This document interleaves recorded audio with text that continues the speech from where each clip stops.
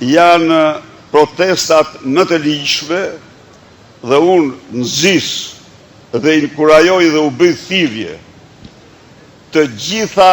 bashkive të cilat me një të rënd të lapsit narkodiktatori kërkon të quaj nga harta, u bëj thirrje të gjithë qytetarëve të ish bashkive të cilat ne i kemi rivendosur në hartë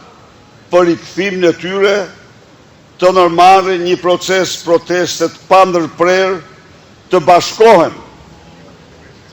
me protestën rinore qytetare, gjerë në suksesin e plot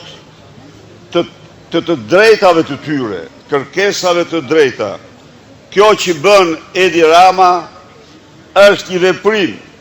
sultanesk i një njeriu që kërkon ta ketë Shqipërinë në plën të dorës, i një njeriu i cili i pangopur dhe i pajetur me pushtet në vend të decentralizimit